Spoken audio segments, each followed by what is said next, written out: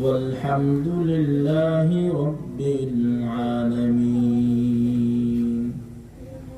اللهم صل على روح محمد في الأرواح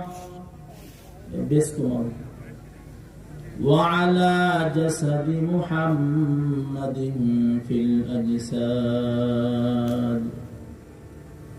وعلى قلب محمد في القلوب وعلى قبر محمد في القبور.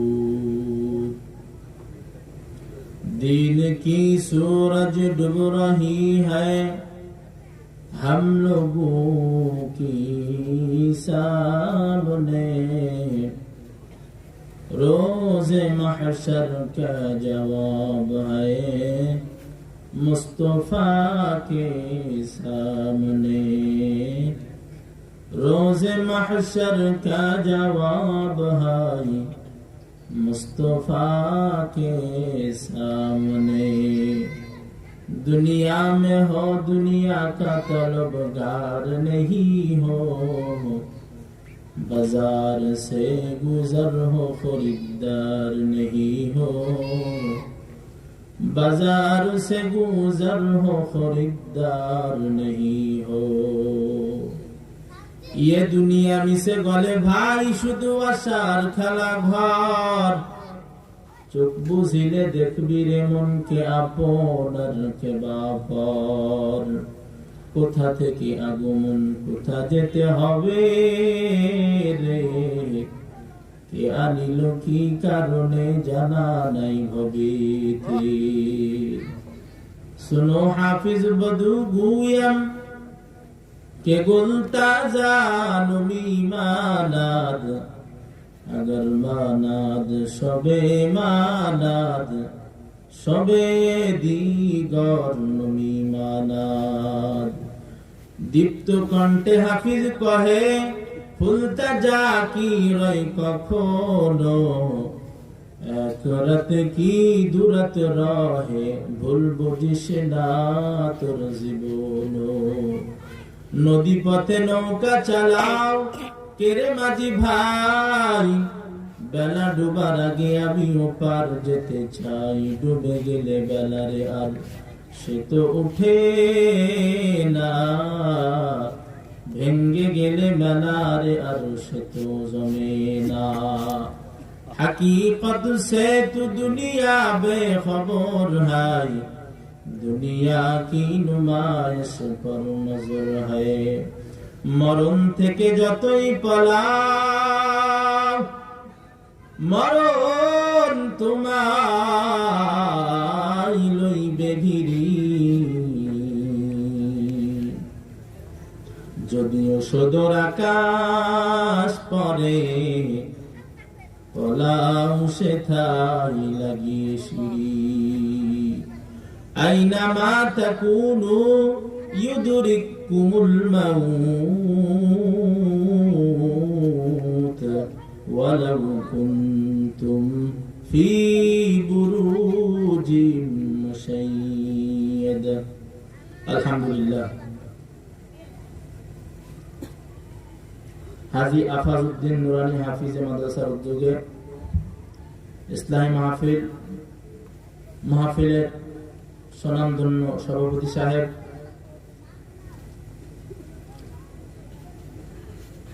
বিশিষ্ট উলামায়ে কেরাম, দূর দূরান্ত থেকে আগত আল্লাহ পাকের আশিকিন জাকিরিন শাকিরিন মুহিব্বিন বান্দা, আল্লাহ রাব্বুল আলামিনের দরবারে শুকরিয়া আদায় করি যিনি আমাদেরকে মহব্বত করে আজকের এই জলসার ভিতরে বসার তৌফিক দান করেছেন।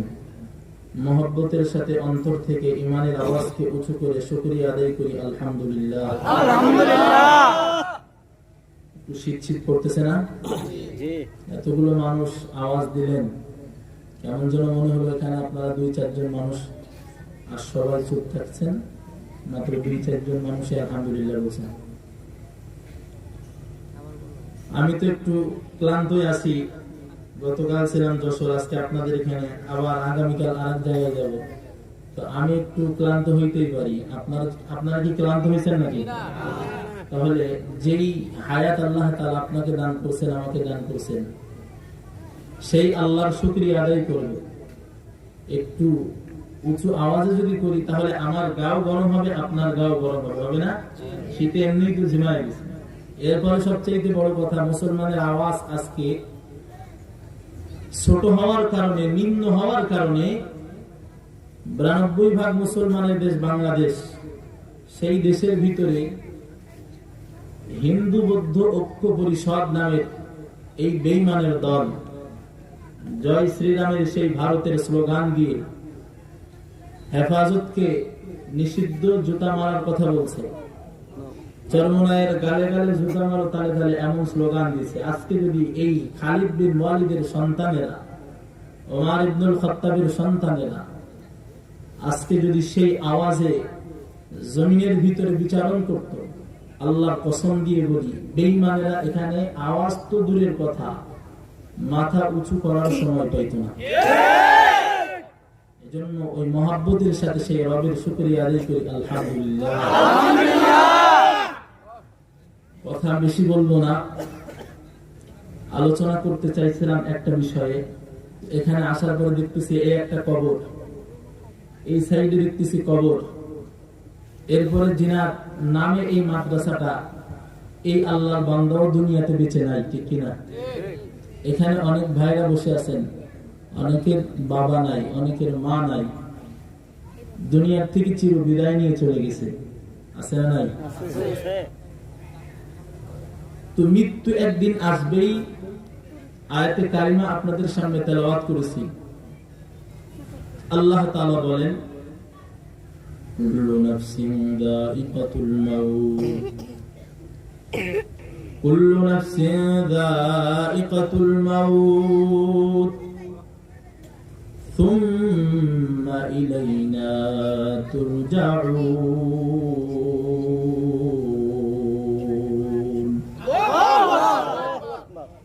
আল্লাহ রাব্বুল আলামিন ডাক দিয়ে বলেন, দুনিয়ার উম্মত, প্রত্যেকটা প্রাণীকে মৃত্যুর স্বাদ গ্রহণ করতে হবে। ইচ্ছা থাক আর নাই থাক, ইচ্ছা থাকলেও মৃত্যুর স্বাদ গ্রহণ করতে হবে, ইচ্ছা যদি না থাকে এরপরেও মৃত্যুর স্বাদ গ্রহণ করতে হবে। আল্লাহ তাআলা জানাই দিলেন, আমার কাছে প্রত্যাবর্তন তোমাদেরকে করতেই হবে। আব্রাহা বাদশার মতন যদি শক্ত মজবুত লোহার সিন্দুক বানাইয়া এই সিন্দুকের ভিতরে পালাও, এখান থেকেও মালাকুল মাউত আজরাইল তোমারে ধরে নিবে। আব্রাহা বাদশা দুনিয়ার ভিতর থেকে না যাওয়ার সিদ্ধান্ত গ্রহণ করেছিল। আব্রাহা বাদশা, এই আব্রাহা বাদশা দুনিয়ার মধ্যে থাকার জন্য সিন্দুক বানাইছিল, দুনিয়ার থেকে বিদায় হবে না। কিন্তু আল্লাহ তাআলার আদেশ, দুনিয়ার মধ্যে থাকার সময় নাই। সিন্দুকের ভিতরে পড়াইলো। আল্লাহ তাআলা মালাকুল মাউত আজরাইলকে পাঠাইয়া দিলেন, যাও বেঈমানদের ধরিয়া আমার কাছে হাজির করো। মুসলমানের কাছে জবাব চাই। একটু খেয়ালের সাথে বলেন, আব্রাহা কি দুনিয়াতে আছে নাকি? কত বড় বড় দুনিয়ার ভিতরে বেঈমান, কত মুসলমান ছিল দুনিয়ার ভিতরে, কেউ দুনিয়ার ভিতরে থাকতে পারে নাই। দুনিয়ার ভিতরে সর্বশ্রেষ্ঠ মানব আমার আপনার পয়গম্বর, এই পয়গম্বরও দুনিয়াতে থাকতে পারেন নাই। কত বড় বড় বেঈমান ছিল দুনিয়ার ভিতরে, নমরুদের মতন বড় বেঈমান, সেও কিন্তু থাকতে পারে নাই। যখন আল্লাহ ডাকাচ্ছে দুনিয়ার ভিতর থেকে বিদায় নিয়ে পরপারের দেশে চলে যাইতে হইছে। আল্লাহ তাআলা বলেন, ওয়ালাউ কুনতুম ফি বুরুজিম মুশাইয়াদা, শক্ত পাথর কাটিয়া যদি ওই পাথরের ভিতরে পালাও, মালাকুল মাউত আজরাইল ওই পাথরের ভিতর থেকেও তোমাকে ধরে নিবে। এই দেশের জমিনে থাকা সম্ভব না। এর আল্লাহর বান্দা, মৃত্যু তো হবেই হবে, এর মধ্যে কোনো সন্দেহ আছে নাকি? মরণ যে হবে এর মধ্যে কোনো সন্দেহ নাই। মরণটা যেন আল্লাহর রাজিতে হয়, আল্লাহর খুশির উপরে যেন আমার জীবনটা বিলীন হয়।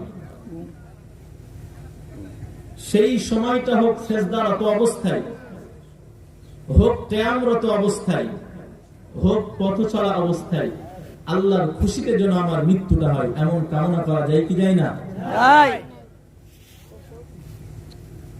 এই দুনিয়ার ভিতর থেকে আল্লাহ তাআলার দরবারে হাজির হইতেই হবে, ঈমানদার হয়ে যাইতে হবে। মৃত্যু আসবে, বেঈমানেরও মৃত্যু আসবে, আপনারও মৃত্যু আসবে, আমারও মৃত্যু আসবে, সকলের মৃত্যু আসবে। গত এক প্রোগ্রামে গেলাম, যাওয়ার পরে আমার নামাজ পড়াইতে দিল। নামাজ পড়াইতে দিয়ে বলতেছে, হুজুর আমাদের হুজুর দুনিয়াতে আর নাই। যখন আমি নামাজের মুসাল্লায় দাঁড়াইলাম, তখন বুকটা আমারও কেমন যেন হইতেছে। আজকে এই স্থানেই একজন আমার স্বজাতি ভাই ছিল, একজন ইমাম ছিল, সে দুনিয়ার থেকে বিদায় নিয়ে চলে গেছে। হঠাৎ যুবক মানুষ, না জানি আমার কখন ডাক চলে আসে। মৃত্যু কি বুড়া মানুষকে দেখবে? যুবককে, ছোটকে, বড়কে, পরিষ্কারটাকে, কালো, নারী, পুরুষ, কাউকে দেখবে? যখন যার সময় হবে তখন তার চলে যাইতে হবে। আল্লাহর পয়গম্বর ইব্রাহিম খলিলুল্লাহ, ইব্রাহিম পয়গম্বর আল্লাহ তাআলার কাছে জিজ্ঞাসা করলেন, আয় আল্লাহ, মৃত্যু তো হবেই হবে, কিন্তু আপনার কাছে জানতে চাই, মৃত্যুর পরে আপনি আবার কেমনে জীবিত করবেন? পয়গম্বর আল্লাহর কাছে বলতেছেন, কোরআনের ভিতরে ঘটনা মওজুদ। আল্লাহ তাআলা ডাকতে বলেন, তোমার কি সন্দেহ হয়? ক্বালা আওয়ালাম তুমিন ক্বালু বালা ওয়ালাকিন লিয়াতমাইন্না কলবি। আল্লাহর পয়গম্বর ইব্রাহিম ডাকতে বলেন, আল্লাহ, আমি বিশ্বাস করি মৃত্যু হবে, কিন্তু আমি দেখতে চাই কেমনে মৃত্যু হয়, আপনি আবার কেমনে জীবন দেন, আমার অন্তরটা দেখতে চাই আল্লাহ। আল্লাহ তাআলা ডাক দিয়ে বলেন, ও পয়গম্বর, আপনি 4টা পাখি পোষেন। তাফসীরে বাইজাবির ভিতরে আছে, আপনি 4টা পাখি পোষেন। তাফসীরে মাযহারের ভিতরেও আছে 4টা পাখি পোষলেন। পাখির নাম আর বলবো না, অনেক লম্বা হয়ে যাবে। এই 4টা পাখি পোষার পর এত শিকারি করলেন, পয়গম্বর ডাক দেওয়ার সাথে সাথেই হাজির হয়ে যাইতেন। যখনই ডাক দিতেন, যেখানেই থাকুক কাছে চলে আসতেন। আল্লাহ তাআলা শিকারী হওয়ার পরে বলতেছে, তাদেরকে জবাই করো। জবাই করার পর এক পর্যায়ে তাদের গোশতগুলোকে টুকরা টুকরা করে ওই পাহাড়ের উপরে রেখে আসো। পাহাড়ের উপরে রেখে আসার পরে ডাক দাও, ওই পাখিদের নাম ধরে ধরে ডাক দাও, আমি আল্লাহ কেমনে জীবন দিতে পারি এটা তোমারে দেখাই। পয়গম্বর ইব্রাহিম এই কাজ করলেন, পাহাড়ে রেখে আসলেন, ডাক দিলেন পাখিদের নাম ধরে ধরে। গোশত মিক্সড করে আসছিলেন, চামড়া ছিল না গায়ে। ডাক দেওয়ার সাথে সাথে ওই রকম হুবহু পাখি আল্লাহ তাআলা তার হাতের ভিতরে আবার দিয়ে দিলেন। সুবহানাল্লাহ। জীবন কার হাতে? মৃত্যু কার হাতে? সবই তো আল্লাহর হাতে।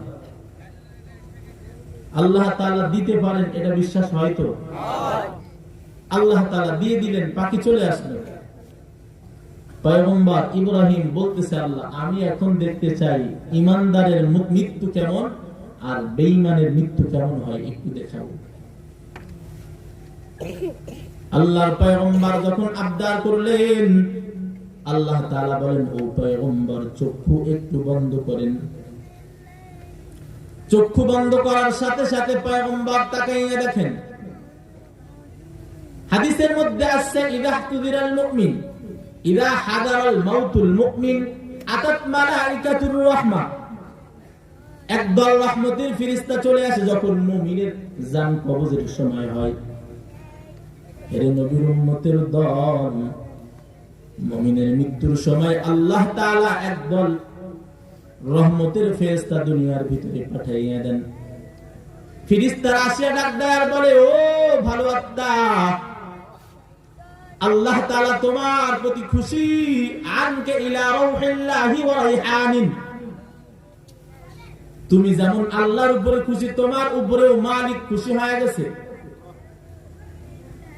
একটা রুমাল নিয়ে এসে, রেশমি রুমাল, সুগন্ধিযুক্ত একটা রুমাল, আর ডাক্তার বলে, আল্লাহর বান্দা আয় আয়, আল্লাহ তাআলা তোমারে আল্লাহর কাছে আহ্বান করেছেন। মুমিন বান্দার সামনে ওই রুমাল ধরার সাথে সাথে আত্মাটা বাহির হইয়া রুমালের ভিতরে চলে যায়। রহমতের ফেরেশতারা রুমালটাকে মুড়াইয়া আসমানের দিকে রওনা হয়ে যায়। আসমানের দরওয়াজায় যাওয়ার পর আসমানের ওই ফেরেশতারা ডাক দিয়ে বলে, ও ফেরেশতার দল, কোথায় গেছিলা তোমরা? বলে, আমরা অমুকের বেটা অমুকের জান কবজ করতে গেছিলাম। কবজ করছো? বলে, হ্যাঁ। সুঘ্রাণ শুরু হয়ে যায়, সুঘ্রাণ। বলে, এটা তো ভালো আত্মা। আসমানের দরওয়াজা খুলে দাও। আসমানের দরওয়াজা খোলা হয়ে যায়। ওই রূহটা নিয়ে আল্লাহর দরবারের দিকে রওনা হয়। পক্ষান্তরে যখন বেঈমানের মৃত্যু সামনে আসে, ইযা হুযিরাল মাউতুল কাফির আতাত মালাইকাতুল আযাব, একদল আযাবের ফেরেশতা আল্লাহ তাআলা পাঠিয়ে দেন। আযাবের ফেরেশতা আসার পর আল্লাহ তাআলা একটা দুর্গন্ধযুক্ত চট তাদের হাতে দিয়ে দেন। বেঈমানের কাছে আসার পর ডাক দিয়ে বলে, বেঈমান, আল্লাহ তাআলার ইবাদত তুমি করো নাই, আল্লাহর বিরোধিতা করেছো। আজকে চলো, আল্লাহর দরবারে তোমাকে আহ্বান করা হয়েছে, তোমার জন্য আযাব অপেক্ষা করতেছে। আলাইকা ইলা আযাবিল্লাহি আযযা ওয়া জাল, আল্লাহ তাআলা তোমার জন্য আযাবের ব্যবস্থা করে রাখছে। রে আল্লাহর বান্দা, পয়গম্বর ইব্রাহিমকে আল্লাহ চক্ষু বন্ধ করতে বললেন। পয়গম্বর ইব্রাহিম চক্ষু বন্ধ করার পর তাকাইয়ে দেখেন, ছদ্মবেশী একজন বুজুর্গ মানুষ, মাথার ভিতরে টুপি, মাথার ভিতরে পাগড়ি, গায়ের ভিতরে জুব্বা, আস্তে আস্তে আল্লাহর বান্দার দিকে আসতেছে। মিসকি মিসকি হাসতেছে পয়গম্বর ইব্রাহিম। আল্লাহ তাআলা ডাক দিয়ে বলেন, ও পয়গম্বর, এটা হলো মুমিনের জান কবজ করার মুহূর্ত। আর বেঈমানের যখন জান কবজ হয়, ও পয়গম্বর, আপনি আবার চক্ষু বুঝেন। পয়গম্বর চক্ষু বুঝার পর তাকাইয়া দেখেন একটা বড় একটা আকৃতির মানুষ দাঁড়ায় গেছে। এক হাত মাশরিকে, আর এক হাত মাগরিবে, দুই পা জমিনে, মাথা আসমানে, চক্ষু দুইটা আগুনের গোলার মতন দেখা যায়। পয়গম্বর দেখার সঙ্গে সঙ্গে বেহুশ। আল্লাহ তাআলা ডাক দিয়ে বলে, ও পয়গম্বর, কি ব্যাপার, কি ব্যাপার, আপনি চক্ষু বন্ধ করলেন কেন, বেহুশ হইলেন? ইব্রাহিম পয়গম্বর ডাক দিয়ে বলতেছে, আল্লাহ, আমি দেখে সহ্য করতে পারি না, বেঈমানের মৃত্যুর সময় এত ভয়ঙ্কর, আমি পয়গম্বর সহ্য করতে পারি না রে আল্লাহ, যার কারণে আমি বেহুশ হয়ে গেছি। এর নবীর উম্মতের দল, যদি ঈমান নিয়ে কবরে যাইতে পারো, ঈমান যদি রাখতে পারো, তোমার মৃত্যুর সময় ওই রকম ভাবে আল্লাহর রহমতের ফেরেশতা আল্লাহ পাঠায় দিবে। আল্লাহ তাআলার রহমতের ফেরেশতা আসবে। এরে আল্লাহর বান্দা, যতই সলচাতুরি করো, দুনিয়াতে থাকতে পারবা না। এই দুনিয়া থেকে বিদায় নিয়ে পরপারে যাইতেই হবে, যাইতেই হবে। দুনিয়ার ভিতরে দেখা যায় ছোট ভাইয়ের কাঁধে বড় ভাইয়ের লাশ, আবার বড় ভাইয়ের কাঁধের উপরে ছোট ভাইয়ের লাশ, বাবার কাঁধে সন্তানের লাশ, সন্তানের কাঁধে বাবার লাশ। দাদার কাঁধে নাতির লাশ দেখা যায় কি যায় না? এরে আল্লাহর বান্দা, আসার সিরিয়াল আছে, যাওয়ার কোনো সিরিয়াল নাই। কার কখন যাইতে হবে কেউ বলতে পারে না, কখন ডাক আসবে কেউ বলতে পারবে না। ডাক যখন আসবে 1 সেকেন্ড সময় আপনার আর দেয়া হবে না। এরে নবীর উম্মতের দল, এজন্য মরার আগে মরো, মৃত্যুর আগে মৃত্যুর মুরাকাবা করো। আমার যদি এখন মরণ হইয়া যায়, আমার মরণ হওয়ার পরে আমার পরিবার পরিজন কেউ আমার আপন না। সন্তান বলবে ইমাম সাহেবের কাছে যাইয়া, ইমাম সাহেব আমার বাবা ইন্তেকাল করছে, বাবা এই দুনিয়ার থেকে বিদায়। ও ইমাম সাহেব, আপনি জানাজা না পড়াইয়া যাইবেন না। রে আল্লাহর বান্দা, স্ত্রী বলবে ও এলাকার মানুষ, আমার স্বামীর আর ঘরের ভিতরে রাখতে পারি না, কারণটা কি? বলে মৃত্যুর লাশ, এখন তো মৃত্যু হয়ে গেছে, লাশ হয়ে গেছে, আর ঘরের ভিতরে রাখা যাবে না, ভয় লাগে।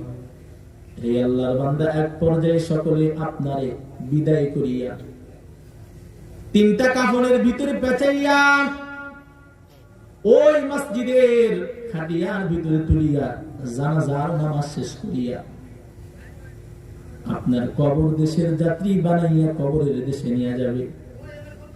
কবরের দেশে রওনা করার পর, কবরস্থানে নিয়ে যাওয়ার পরে স্ত্রী সন্তান সবাই পার হয়ে গেল। দুনিয়ার ভিতরে যে সম্পদ কামাই করেছেন, সম্পদ কিন্তু হাতের ভিতরে নাই, সব ফেলাইয়া কবর দেশে রওনা করলেন আপনি। কবরে যাওয়ার পরে যখন আপনার লাশটাকে কবরের ভিতরে রাখা হয়, লাশটা রাখার পর কবরের মাটি ডাক দিয়ে বলে, ও কবরের পোকা, তোমাদের জন্য তার গোশতগুলো আমি দিয়ে দিলাম, কিন্তু একটা আমার আবদার তোমাদের কাছে রাখিও, হাড্ডিগুলা কিন্তু আমার, গোশতগুলো তোমাদের নিয়ে নাও, আর হাড্ডিগুলো আমার জন্য রিজার্ভ রেখে দাও। এখন অনেক কবর খুঁজতে দেখা যায় ওই কবরের ভিতরে মানুষের চিহ্ন পাওয়া যায় না, হাড় পাওয়া যায়, ঠিক কিনা? এই আল্লাহর বান্দা, আপনি বিদায় নেওয়ার সাথে সাথে সন্তানেরা আপনার সম্পদ নিয়ে চলে গেল, আপনার গোশতগুলা পোকায় নিয়ে চলে গেল, আপনার হাড্ডিগুলা মাটিতে নিয়ে চলে গেল, কেউ তো আপনার কিছুই এখন আর নাই, আপনার সব কিছু বিলীন হইয়া গেল। ওই আব্দুর রহমান, আর তার নাম তো দুনিয়ার ভিতরে শোনা যায় না। আস্তে আস্তে আস্তে আস্তে তার নামটা দুনিয়ার ভিতর থেকে মুছে যায়। হে আল্লাহর বান্দা, এইরকম একটা মাদ্রাসা যদি করে রেখে যাওয়া হয়, আল্লাহর বান্দা হয়তো কত বছর আগে মারা গেছে আমার জানা নাই, কিন্তু এখনো পর্যন্ত তার স্মৃতি স্মরণে মাহফিল হয়, ঠিক কিনা? এজন্য এমন একটা যদি প্রতিষ্ঠান করা হয়, তাহলে আপনার নাম দুনিয়ার থেকে বিদায় নিলেও কিন্তু দুনিয়ায় জারি থাকবে। দুনিয়ার সম্পদ আপনার কাজে আসবে না, কিন্তু এইটা সদকায়ে জারিয়া হিসেবে আপনার কাজে আসবে। এর আল্লাহর বান্দা, কত টাকা কত পয়সা আপনি তো ইনকাম করলেন, মৃত্যু হওয়ার সাথে সাথে সব কিছু আপনার পর হয়ে যাবে। সদকায়ে জারিয়ামূলক যদি কোনো কাজ করা হয়, সন্তানকে যদি দিনের আলেম বানানো হয়, দিন শিক্ষা দেওয়া যদি হয় সন্তানকে, ওই সন্তান দুনিয়াতে থাকবে, বাবার কবরের ভিতরে সওয়াব পৌঁছাইবে। সন্তান আল্লাহর কাছে দোয়া করবে, আল্লাহ আমার বাবার কবরকে জান্নাতের বাগান বানাইয়া দাও। হাজার হাজার মানুষ নিয়ে দোয়া করবে। এই আল্লাহর বান্দা, আল্লাহ তাআলা আপনার উপরে খুশি হইয়া যাবেন। এটা হলো সদকায়ে জারিয়া। আমি যে বছর ইফতার পড়ছিলাম, ওই বছর আমার একজন বন্ধু বাসার থেকে ফোন আসছে, তোমার মা দুনিয়া থেকে বিদায়। এমন খবর আসার পর আল্লাহর বান্দা চোখের পানি ধরে রাখতে পারে না, বলে আমার ছোট্টবেলায় মা মারা, আমার বাবা মারা গেছে, আমার মা ডিম বেচিয়া এমন ভাবে কষ্ট করিয়া করিয়া আমারে মাদ্রাসায় পড়াইছে। এত কষ্ট করিয়া করিয়া মা আমার মাদ্রাসায় পড়াইলো, আমার লেখাপড়া শেষ, আমি এখন চাকরি বাকরিতে যাব, মারে সুন্দরভাবে আমি একটু আদর আপ্যায়ন করিয়া মার আমি নেদোয়া নিব। কিন্তু আমার মা, আমি যেই বছর আমার শেষ, সেই বছর আমার মাও শেষ হয়ে গেল। চোখের পানি ছেড়ে কান্না করে আল্লাহর বান্দা বাসায় চলে গেল। যাওয়ার পর দীর্ঘদিন পর মাদ্রাসায় ফেরত আসলো। মনটা ভালো না। জিজ্ঞাসা করলাম, বন্ধু কি অবস্থা? চোখের পানি ছেড়ে দিয়ে কান্দে। কান্না করার পর বলতেছে, আমার মনের ভিতরে এখন যদিও মায়ের জন্য চোখের পানি পড়ে, কিন্তু মনের ভিতরে তৃপ্তিও আমার লাগতেছে। কেমন তৃপ্তি? কি জন্য তৃপ্তি লাগে? আল্লাহর বান্দা ডাক দিয়ে বলে, আমি আমার মায়ের জানাজার সামনে যখন দাঁড়াইলাম, আমার রবের কাছে আমি সব খুলে বলেছি,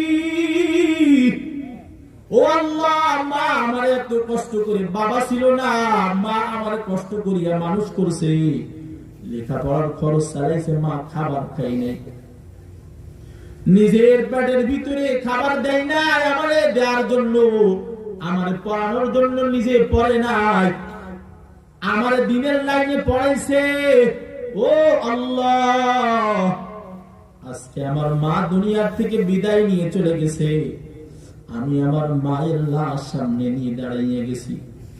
ও আল্লাহ, আপনার কাছে একটা দরখাস্ত করি, আল্লাহ, আমি আমার মায়ের লাশ সামনে নিয়ে দাঁড়াইলাম, আমি সন্তান মায়ের লাশ সামনে নিয়ে দাঁড়াইয়া গেলাম, আমি আজকে আমার মায়ের উকালতি করতেছি।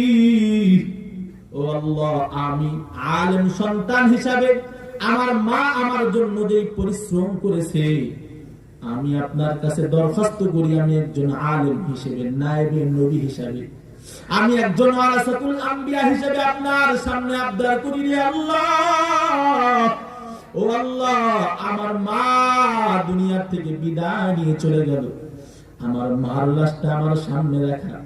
ও আল্লাহ, আপনার পক্ষ থেকে আমি যতক্ষণ পর্যন্ত আমি বুঝতে না পারবো আমার মারে মাফ করেছেন, আমি সন্তান জানাজায় দাঁড়াইছি, আমি জানাজা শেষ করব না, আমি যতক্ষণ আমার কলবটা ইতমিনান না হবে আমার মারে আপনি মাফ করেছেন, ততক্ষণ পর্যন্ত আমি জানাজার নামাজ শেষ করব না।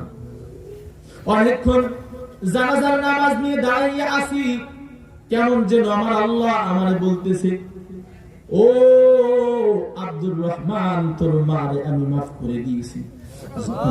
ভিতরে এমন হইল, ওই সময় মার জানাজাটা আমি শেষ করিয়া দিলাম, আমি শুকরিয়া আদায় করলাম, মায়ের কবরে আমি মারে রেখে আসলাম, আল্লাহর কাছে বললাম, আল্লাহ রেখে যায়, আমি একজন আলেম সন্তান হিসেবে আপনার কাছে দোয়া করি, আল্লাহ, আমার মা আপনার হাতে সুপর্দ করে দিলাম, আমার মারে আপনি দেখিয়ে রাখিন। এরে আল্লাহর বান্দা, এমন একটা সন্তান যদি আপনি দুনিয়ার ভিতরে রাখিয়া যাইতে পারেন, এই মাদ্রাসা হইছে, এই মাদ্রাসায় যদি আপনার সন্তানটারে পড়ান, ওই সন্তান তলবে আলেম সন্তানের মা যেমন ভাবে জানাজার লাশ সামনে নিয়ে দাঁড়াইয়া ভাড়াটিয়া মৌলবীর মতন না, নিজের সন্তান দাঁড়াইয়া যখন আল্লাহর কাছে দোয়া করবে, মা বাবার জন্য সন্তানের দোয়া এর চাইতে আর কিছুই হতে পারে না, মা বাবার জন্য এর চাইতে বড় কিছু হইতে পারে না। এই আল্লাহর বান্দা, এই জন্য একটা সন্তান যদি আল্লাহ আপনারে দিয়ে থাকে, আলেম বানাইয়া দুনিয়ার থেকে যান, সদকায়ে জারিয়া কবরে বসে বসে সওয়াব পাইবেন। এই আল্লাহর বান্দা, আমার মৃত্যু কেমন হবে আমি জানি না, আমার মৃত্যু কখন হবে আমি জানি না, আপনার মৃত্যু কখন হবে, কেমনে হবে, কিভাবে হবে জানি না। ওই কবরের আযাব যদি হয়, ওই কবরের আযাব যদি আমি এখন দুনিয়ার ভিতর থেকে গুনাহ কামাইয়া কবরে যাই, আল্লাহর নবী বলেন, জাহান্নাম আমার জন্য অপেক্ষা করতেছে, জাহান্নাম কিন্তু আমার জন্য অপেক্ষা করতেছে। আল্লাহ তাআলা বলেন, ইয়া আইয়ুহাল্লাযীনা আমানুত্তাকুল্লাহা হাক্কা তুকাতিহি ওয়া লা তামুতুন্না ইল্লা ওয়া আনতুম মুসলিমুন। আল্লাহ তাআলা ডাকতে বলতেছেন, ও দুনিয়ার মানুষ, দুনিয়ার ভিতর থেকে বিদায় নিতে হবে, খবরদার মৃত্যুবরণ করিও না, পাক্কাপোক্ত ইমানদার না হইয়া কবরে আইসো না, মুসলমান না হয়ে কবরে শোনা। এরে আল্লাহর বান্দা, মুসলমান না হয়ে কবরে যাইতে আল্লাহ নিষেধ করলেন। আল্লাহর পয়গম্বর নিজের মেয়েকে ডাকতে বলতেছে, ও ফাতেমা, নিজের আমল নিজে সাজাইয়া নাও। কবরে যাওয়ার পরে যদি বলো আমি পয়গম্বর মুহাম্মাদের মেয়ে, ওই কবর কিন্তু আমার পরিচয় দিলে তোমাকে মাফ দিবে না। তুমি যদি বলো আমি আলীর স্ত্রী, এটাও কিন্তু মাফ দিবে না। যদি বলো হাসান হুসাইনের মা জান্নাতি সরদার, যুবকদের সরদার হাসান হুসাইনের মা, আমি জান্নাতি নারীদের সরদারিনী, এমন কথা যদি আমল না থাকে, এমন কথা যদি বলো, ও ফাতেমা, এই কথাও তোমার কোনো কাজে আসবে না। নিজের নফসকে জাহান্নামের আগুন থেকে বাঁচাও। ইয়া ফাতেমা তো আনকা বিনফসিকি মিনান নার, ও ফাতেমা, জাহান্নামের আগুন থেকে নিজের নফসকে বাঁচাও। কারণ জাহান্নামের আগুন বড় ভয়ঙ্কর। কত কবরের ভিতরে আগুন দেখা যায়। আমার যশোরের ভিতরেও আপনারা ইতিহাস শুনেছেন, কবরস্থানের ভিতরে আগুন। আজ থেকে 7 বছর আগে সাফ কোয়ার্টার ঘোষ এই কবরস্থানের ভিতর থেকে আগুন প্রকাশ্য দেখা গেছে। খবর নিয়ে দেখা গেছে একজন জেনাকারিনী মহিলার কবর। এ পর্দার অন্তরালের মা, আপনাদের জন্য বলে যাই, 4টা আমল করবেন, বেপরদায় চলাফেরা করবেন না। 4টা আমল যদি করতে পারেন, আপনার স্থান হবে জান্নাত। আনসাহা ওয়া সামাত শাহরাহা ওয়া হাফিজাত ফারজাহা ওয়া তাআত যাওজাহা। এই 4টা আমল, 1 নম্বর হলো 5 ওয়াক্ত নামাজ, 2 নম্বর হলো রমজানুল মুবারকের রোজা, 3 নম্বর হলো স্বামীর খেদমত, স্বামীর কথা মানতে হবে। বর্তমান তো দেখা যায় স্বামীর কথা মানতে চাই না, নামাজও পড়তে চাই না, বেপরদা অবস্থায় চলাফেরা করে। এই আল্লাহর বান্দি, 3 নম্বর হলো নিজের লজ্জা স্থানকে হেফাজত করো। এই 4টা আমল যদি করতে পারো, আল্লাহর পয়গম্বর বলতেছেন, দাখালাল জান্নাহ, ওই মহিলা জান্নাতে প্রবেশ করবে বিআজবাবিন ইনশাআত, যেই দরওয়াজা দিয়ে ইচ্ছা হবে সেই দরওয়াজা দিয়ে জান্নাতে প্রবেশ করবে। এজন্য পর্দার অন্তরালের মা, এই 4টা আমল আপনার আজকে থেকে ওয়াদাবদ্ধ হইয়া নেন। এই 4টা আমল জীবন গেলেও ছাড়বো না, আল্লাহর জান্নাতে যাওয়ার জন্য আমল করব। এই আল্লাহর বান্দা ও পুরুষ ভাই, যেই সমস্ত খারাপ লাইনে যাও, আজকে থেকে তওবা করে নাও। কখন মৃত্যু হবে, কেমন ভাবে হবে, আমার তো জানা নাই। কবরের আগুন দেখা যায়, আবার কত কবরের ভিতরে লাশ টাটকা পাওয়া যায়, ঠিক কিনা? কুড়িগ্রামের ভিতরে তো ওই দেখা গেল ঘুঘু মুন্সির লাশ, 32 বছর পরেও একটা তাজা লাশ পাওয়া গেল, ঠিক কিনা? কয়েকদিন আগে ঝালকাঠির ভিতরে দেখা গেল আল্লাহর বান্দা চরমনাইয়ের মুরিদ ছিল, ফজলুল করিম রহমাতুল্লাহি আলাইহির মুরিদ ছিল আল্লাহর বান্দা। 22 বছর পরেও টাটকা লাশ দেখা গেছে, কি যাই নাই? যেগুলো এমন টাটকা লাশ দেখা যায়, এগুলো ইমানদারের লাশ। যেই কবরের ভিতর থেকে আগুন দেখা যায়, ওইটা নাফরমানের কবর। এর আল্লাহর বান্দা, এজন্য আজকে থেকে আল্লাহর কাছে তওবা করে নাও। ও আল্লাহ, আজকে থেকে এখান থেকে এই কবরস্থানের পাশ থেকে তওবা করলাম, না জানি আমার যদি মরণ হয়ে যায়, কালকে আমি ওই দেশের যাত্রী হয়ে যাব। আজকে আমি তওবা করলাম, হায়াত থাকতে থাকতে তওবা করলাম, হায়াত থাকতে থাকতে তওবা করতে হবে, মৃত্যুর পরে আর তওবা কবুল হবে না। আজকে থেকে আমি তওবা করলাম, জীবনে আর কোনোদিন খারাপ কাজ করব না। আমার মৃত্যুটা যেন ঈমানের সাথে আমার মৃত্যু হয়। কি যে উপায় হবে আমার কবরে, মাওলা যদি মাফ না করেন মোদের, কবর হইল ছোট্ট একটা মাটির ঘর, ওই কবরে থাকতে হবে জনম ভর। আমার দয়ার মাওলা রে,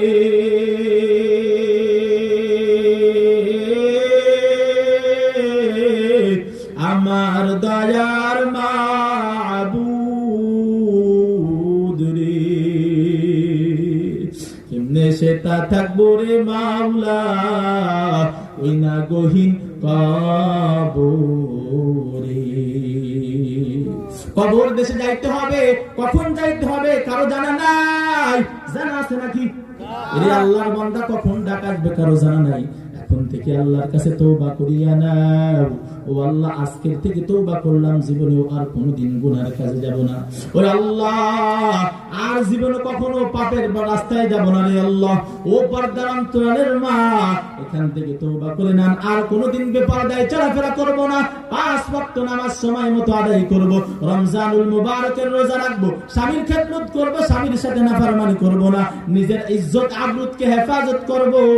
আল্লাহ তাআলা যেন আমাদের সবাইকে জান্নাতি হিসেবে কবরে যাওয়ার তৌফিক দান করেন। সকলে বলেন আমিন। আলহামদুলিল্লাহি রাব্বিল আলামিন, ওয়াসসালাতু ওয়াসসালামু আলা খায়রি খালকিহি মুহাম্মাদিন ওয়া আলিহি ওয়া আসহাবিহি আজমাইন। ربنا ظلمنا أنفسنا وإن لم تغفر لنا وترحمنا لنكونن من الخاسرين. ربنا لا تزغ قلوبنا بعد إذ هديتنا وهب لنا من لدنك رحمة إنك أنت الوهاب. ربنا فانصرنا من كل بلاء الدنيا وعذاب الآخرة.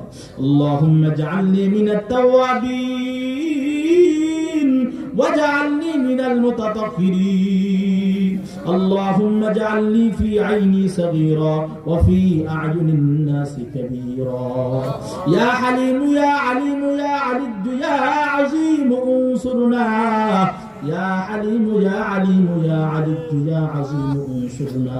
ودير মালিক কুদরতের নজর দিয়ে তাকাইয়া দেখেন, আয় আল্লাহ আপনার বান্দারা সারাদিন কাজকর্মে ব্যস্ত থাকার পর এত রাত পর্যন্ত বসিয়া বসিয়া আপনার কোরআনের কিছু কথা শুনলো, আপনার পয়গম্বরের জীবনী কিছু কথা শুনলো। আয় আল্লাহ এখানে মুখ্য উদ্দেশ্য, এখানে খানাও দিবে না, টাকাও দিবে না, এখানে বসছে কিসের জন্য আল্লাহ আপনি তো ভালো জানেন রে আল্লাহ। আয় আল্লাহ আপনার বান্দাদেরকে আপনি নেক বান্দার খাতায় নাম উঠাইয়া নেন। আয় আল্লাহ আপনার বান্দাদেরকে জান্নাতি হিসেবে কবুল করে নেন। আয় আল্লাহ এই মাহফিল কমিটিকে আপনি কবুল করে নেন। আয় আল্লাহ এই মাদ্রাসাকে আপনি কবুল আর মঞ্জুর করে নেন।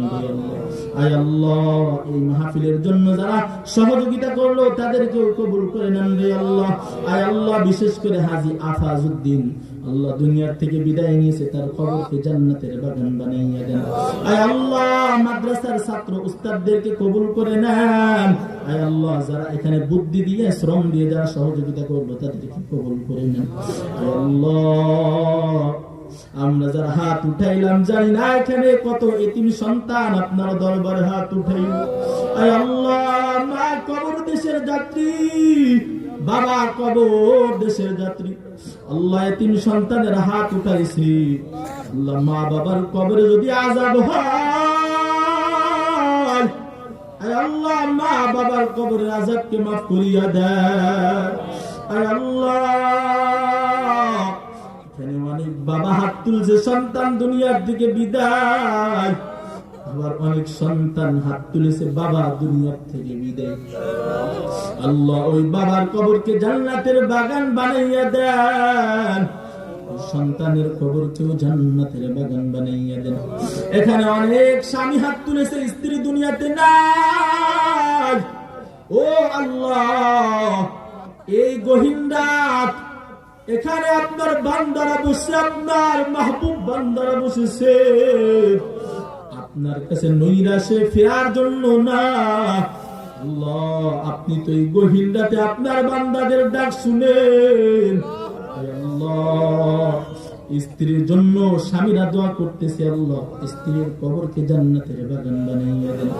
আয় আল্লাহ অনেক মা বোন হাত তুলেছে, মা নাই বাবা নাই, আল্লাহ সন্তান দুনিয়ার থেকে বিদায়, স্বামী হয়তো দুনিয়ার থেকে বিদায়, আয় আল্লাহ তাদের কবরকেও জান্নাতের বাগান বানাইয়া দেন। আয় আল্লাহ আমরা যারা হাত উঠাইলাম আমাদেরকে 5 ওয়াক্ত নামাজ বা জামাআত পড়ার তৌফিক দান করে দেন রে আল্লাহ। হালাল রিজিক খাওয়ার তৌফিক দেন, হারাম বর্জন করার তৌফিক দান করেন রে আল্লাহ।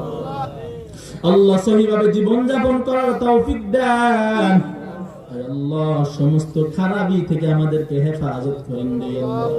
আমরা এখানে হাত তুলেছি যারা জানি না কে অসুস্থ আছে আল্লাহ। আল্লাহ যারা এখানে অসুস্থ অবস্থায় হাত উঠাইলো, পরিবারের ভিতরে অসুস্থ আল্লাহ, সন্তান অসুস্থ, যদি এমন কেউ হাত তুলে থাকে আল্লাহ তাদেরকে শেফায়ে আজেলা কামিলা আয়েদা দাইমা দান করে দেন আয় আল্লাহ। সকলকে সুস্থতার জিন্দেগি দান করেন রে আল্লাহ। আয় আল্লাহ অনেক আমার শ্রমিক ভাই হাত তুলেছেন আয় আল্লাহ, রিজিকের সংকট থাকলে আপনি দূর করে দেন রে আল্লাহ। আল্লাহ রিজিক বৃদ্ধি করিয়া দেন আয় আল্লাহ। আপনার দরবারে কোনো কিছুর অভাব নাই, রিজিক আপনি বাড়াইয়া দেন রে আল্লাহ।